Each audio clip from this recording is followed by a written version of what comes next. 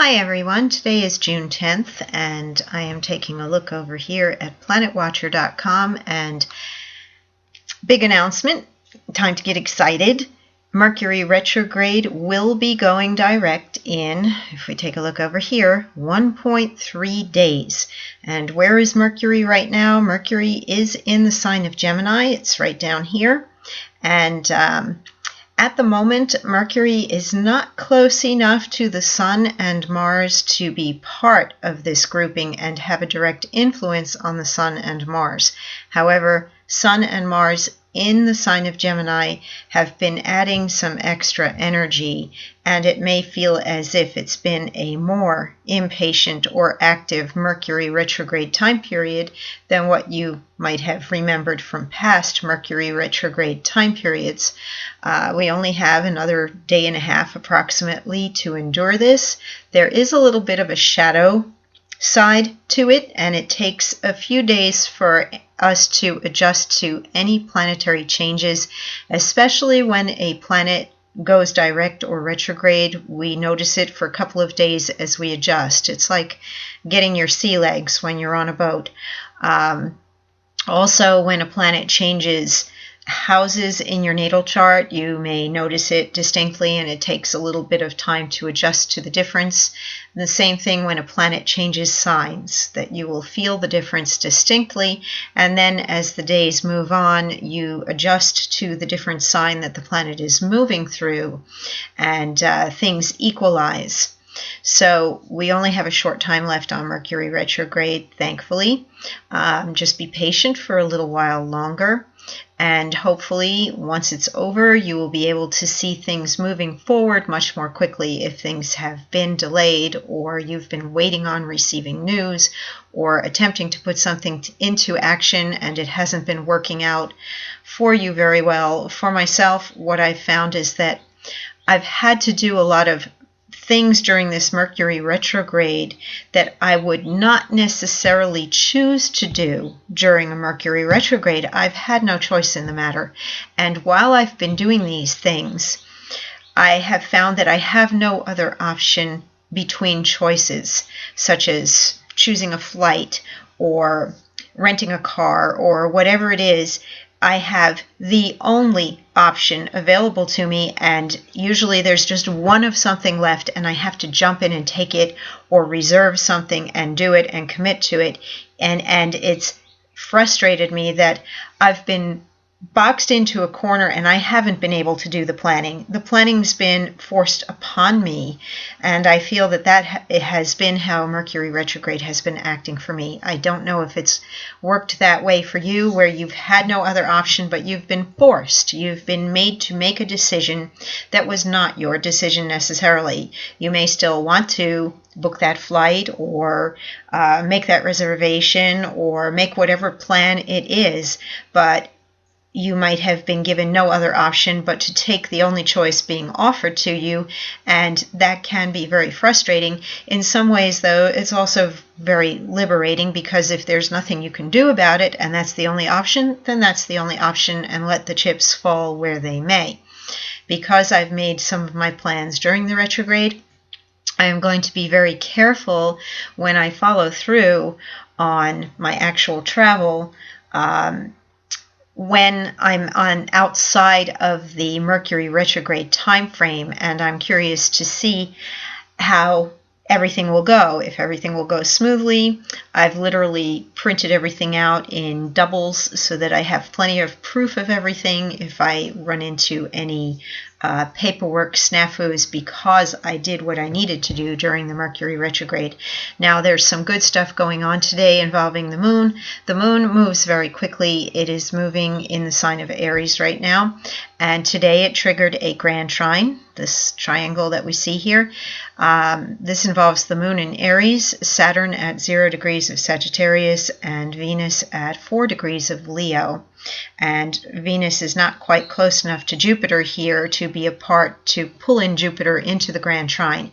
But Venus, Saturn, and the moon all together give us a sense of doing what we need to do, or tempering our enthusiasm for something with a little bit of practicality, being patient, making allowances for any outbursts, perhaps emotional outbursts, and remembering that even if somebody's behaving improperly or impatiently or basically trying to push our buttons, that we can be patient and that we still love them, and to know that this moment it's not all bad and it's not anything that they might be holding against you, but that, it's just planetary influence. The moon in Aries is a little bit hot. It's a little bit hot-headed.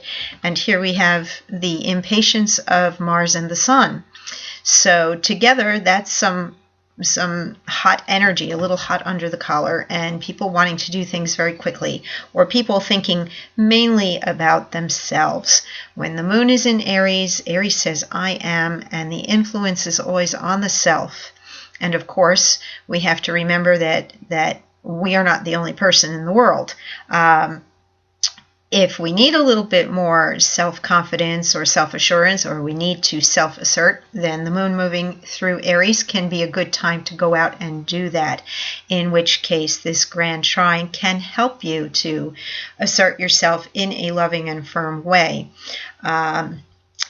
One other very favorable aspect that is in effect today, and it will be for some time because these two planets move slowly.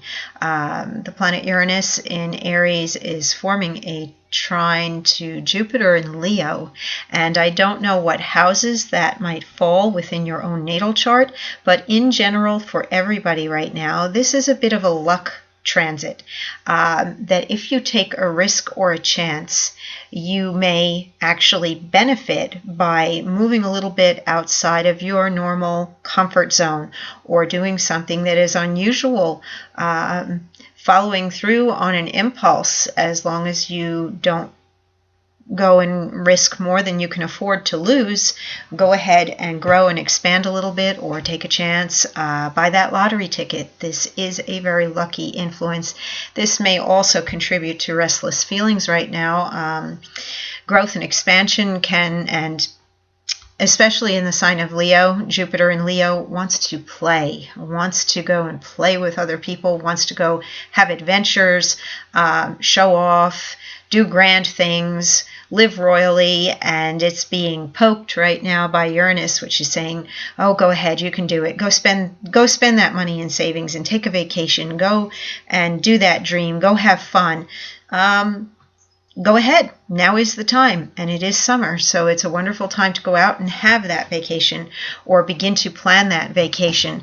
As these planets here move into Cancer down here in July, things will mellow a bit, and the water sign of Cancer is not as cerebral as Gemini, not as communicative. It's feeling, it's emotional, it's ruled by the moon. And if you look at the symbol for Cancer, you see the symbiosis here between these two little symbols. To me, it always looks like a mother holding a child, and Cancer energy has a lot to do with nurturing, growing, feeding, sustaining, comforting, caring for, and sharing with other people. So family may come into focus, the enjoyment of the season, such as, the wonderful fruits and vegetables that grow fresh and are harvested now and can be enjoyed, the watermelons and the fresh corn on the cob. So spend time with family in July. Look forward to this restlessness that's going on right now to change, mellow out, and things will settle down a little bit, and focus will be on family. As soon as we're past this Mercury retrograde in a day or two, if you have not yet made some vacation plans, think about doing something in July or August and begin to make your plans. You'll be free of the retrograde, and it will be safe to go and do that.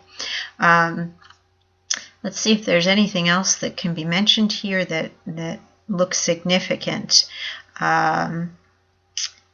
There's nothing very specific that I see, other than we are approaching a new moon, and that is coming up on the 16th, less than a week away, and I'll talk about that again as we get up to it. usually as we approach a new moon, we are preparing to launch something or begin something, or some new idea comes up and we're making the plans and ready to begin a new phase.